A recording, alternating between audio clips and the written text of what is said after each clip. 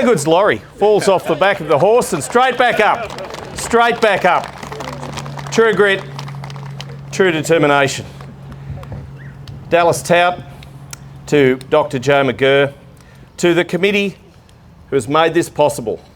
And there are many of them, and you know who you are, but in particular to Maria Flynn, to John Ploenges, to Pat Leary, thank you so much. Thank you so very, very much. This is a great day, an historic day, an auspicious occasion in the home of the soldier, and we should be very, very proud.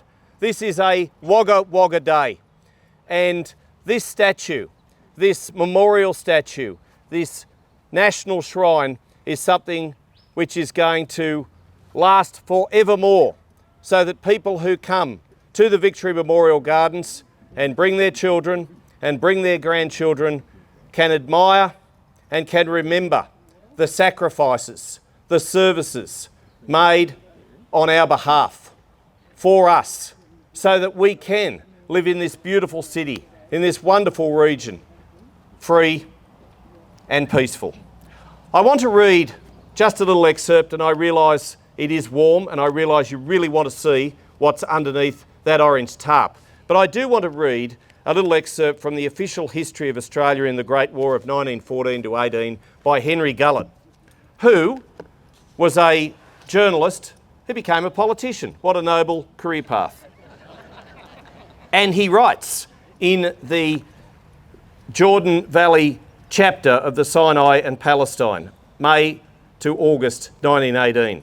At the height of summer, the grim, still atmosphere, bearing always its dense cloud of dust, seemed to the exhausted troops to possess a sinister note of doom. Perhaps it was fortunate for the brigades that their front line was usually active, and that there was so much manual labour to occupy the troops in support. From both sides of the river, that's the Jordan, the enemy persistently shelled the advanced positions, as well as the headquarters in their rear. With that amazing spirit which sustained troops in the most grim situations, the Light Horsemen faced the ordeal with a brave show of good humour. They took a sporting interest in each fresh record temperature, in the dust as it became deeper and more blinding, and in the willies or whirlwinds always in sight, which sometimes rose in vast, dense winds, columns to the height of the ranges on either side of the gorge. Stings from scorpions, which were extremely painful and necessitated medical treatment, were the subject of infinite jest. Championship combats between rival scorpions and black spiders would be surrounded and cheered by scores of dusty men behind the lines. So you can see that even though they were under peril, even though they were under fire, even though the war, and they did not know that at the time, was only months from its end, they were still jovial. They were still typically Australian larrikins.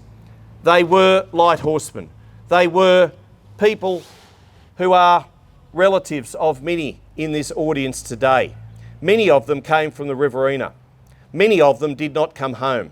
And this statue remembers them today, remembers them tomorrow, and remembers them always, lest we forget. Thank you.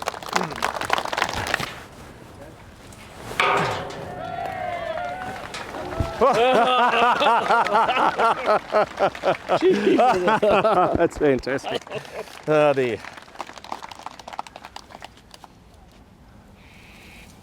100 years in the making, and almost took 100 years to pull the rug off. Anyway, well done. Well done. That's amazing. Authorised by Michael McCormack, the National Party, Wagga Wagga.